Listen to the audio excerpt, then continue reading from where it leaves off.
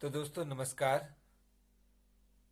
स्वागत है आपका मेरे ब्लॉग चैनल सुरेश नेगी पहाड़ वाले में।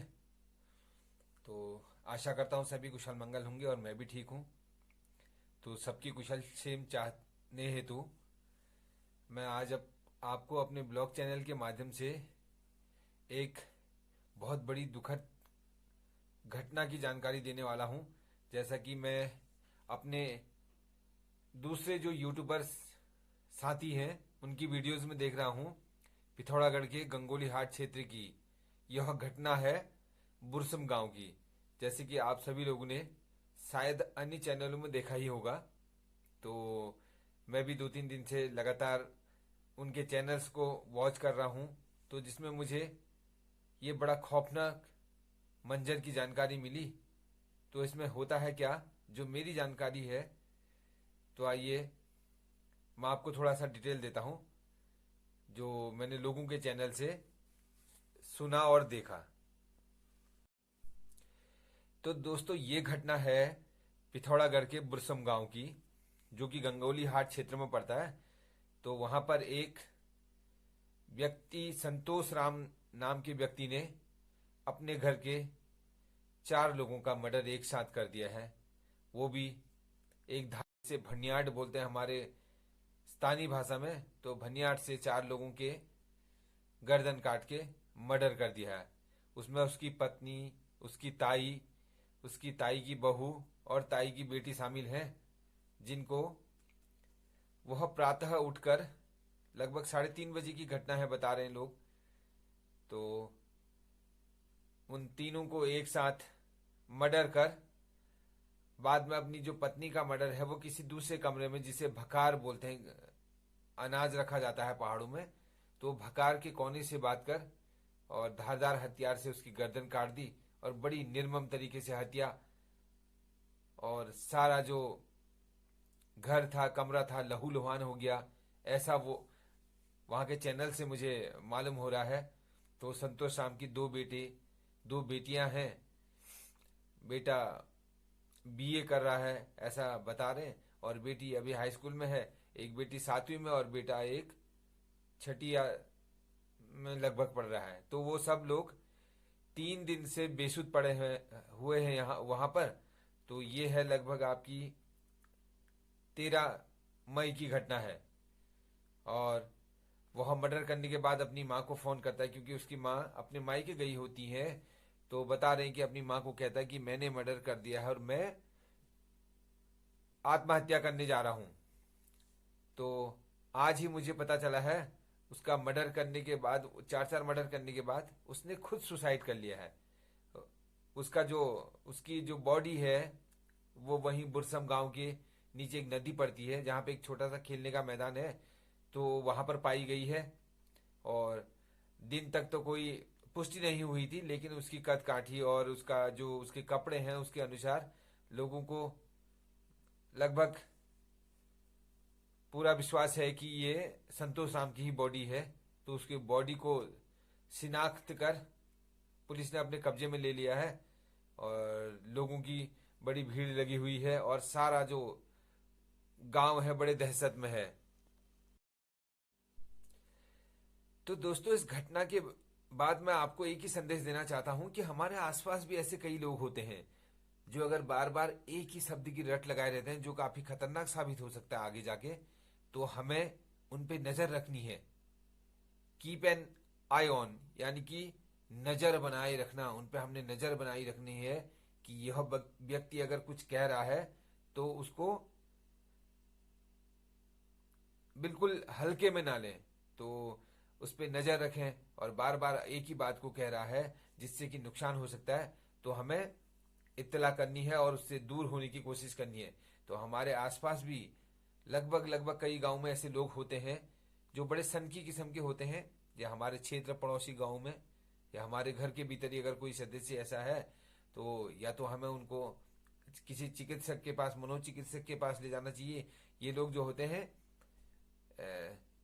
साइकोलॉजिकल जो प्रॉब्लम से ट्रबल कर रहे होते हैं, पीड़ित होते हैं, जो कि बड़ी घटना को अंजाम दे सकते हैं। तो आप लोग अपने आसपास जितने भी ऐसे लोग हैं, कृपया आगाह भी करें और ऐसी घटना दोबारा ना हो हमारे क्षेत्र, हमारे पहाड़ जैसे क्षेत्र में, यानी कि जहाँ पे लोग एकता प्यार मोहब्बत से रहते हैं और वहीं कहीं दूसरी जगह यह अपवाद देखने को मिलता है। तो संतोष राम जैसे व्यक्ति भी हमारे क्षेत्रों में और कई हो सकते हैं जो एक बहुत बड़ी घटना को अंजाम दे सकते हैं और अपने अपने ही लोगों की हत्या कर सकते हैं। तो ऐसा कई बार सुनने को मिलता है, देखने को मिलता है। तो कृपया कर आप लोग अपने आसपास होने वाली ऐसी घटनाओं के बारे में थोड़ा सचेत रहें और अपडेट देते रहें और ऐसे लोगों से बच के रहें। तो दोस्तों, संतोष राम ने केवल अपनी ही जिंदगी खत्म नहीं की, उसके साथ चार चार हत्याएं कर रखी हैं। तो मेरा मानना है अगर उसने हत्या ही करनी थी, अपनी हत्या ही करनी थी, कम से कम इस चार लोगों का वध नहीं किया होता, मर्डर नहीं किया होता। तो अगर उसने अपनी हत्या करनी थी वो स्वयं कुछ कर लेता, लेकिन ये चार मर्डर करने के बाद उसने आत्महत्या की है। ये तो हो सकता है कि उसने डर की वजह से भी कर सकता है, क्योंकि पुलिस फोर्स उसको पता तो है ही, जबकि वह एक छोलिया ग्रुप का एक कलाकार था।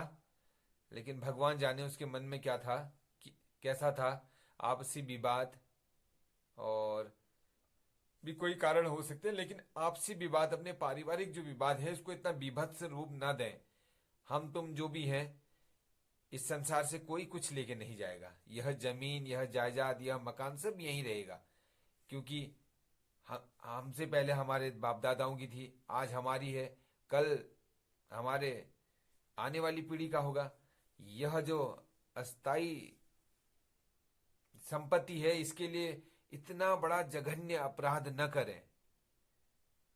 जो लोग भी मेरी वीडियो को वॉच कर रहे हैं, देख रहे हैं, मेरा सभी अपने व्यूअर से अनुरोध है, कृपया आपस में प्रेम भाव बनाए रखें और जो आपसी विवाद गांव पड़ोस, अपने परिवार, अपने भाई से इतना ज्यादा तो विवाद नहीं रखना है। इतना इस हद तक कि मर्डर की नौबत आ जाए, लोग मरने और मारो पे उतारो हो जाए। तो जहां पे दो बर्तन होते हैं टकराते अवश्य हैं, लेकिन ऐसा भी नहीं। जिंदगी में उतार चढ़ाव लगे रहते हैं, तो हमें इसका डटकर सामना करना है और आपस में प्रेम भाव से मिलकर तो ऐसे काम करने हैं। तो गंगोली हाट जैसी घटना दोबारा ना हो।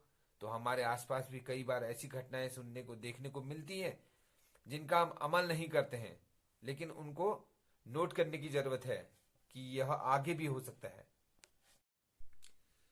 तो दोस्तों, अंत में तो मैं यही कहूंगा कि होता वही है जो राम रचि राखा, यानी कि भगवान जी ने जो सोचा है वही होता है। अब लेकिन कुछ अपराधों को हम रोक सकते हैं, हमारे हाथ में भी काफी कुछ रहता है। तो आप सभी लोग आपस में प्यार सौहार्द प्रेम भाव बनाए रखें और ये समाज में होने वाले इस टाइप से जो जघन्य अपराध है उनका डटकर भी सामना करें और आगे आए क्षेत्र में बोलने के लिए। और मैं तो उन यूट्यूबर्स को धन्यवाद देता हूं जो गंगोली हाट क्षेत्र के हैं। तो सबसे पहले न्यूज उन्हीं के द्वारा हमें मिली। देखो, जहां गंगोली हाट क्षेत्र है, मैं हूं नैनीताल उत्तराखंड का रहने वाला, तो मुझे खबर वहां मर्डर होते ही उसके 2-3 घंटे बाद मुझे सारे चैनल के माध्यम से वो घटना का पता चल गया था। तो अदरवाइज यूट्यूबर नहीं होते तो उस क्षेत्र के बारे में, उस घटना के बारे में मुझे नहीं पता चलता है। तो इसलिए थैंक्स फॉर ऑल यूट्यूबर्स जिनने इस घटना को लोगों के सामने रखा और जाहिर किया अपनी बात। और मेरा उन यूट्यूबर से अनुरोध है कि अगर आप उस क्षेत्र में हैं तो उस पीड़ित परिवार की मदद कीजिए और शासन प्रशासन से उनके लिए जो व्यवस्थाएं हो सकती हैं उसके लिए आप अपने चैनल के माध्यम से भी लोगों तक गुहार लगा सकते हैं। तो धन्यवाद दोस्तों, और मैं ऐसी कुछ जानकारियां लेकर अपने चैनल के माध्यम से फिर आपके सामने प्रेजेंट होऊंगा। तो मिलते हैं अगली वीडियो में। तो तब तक के लिए नमस्कार, प्रणाम, पैलाक, बाय बाय दोस्तों।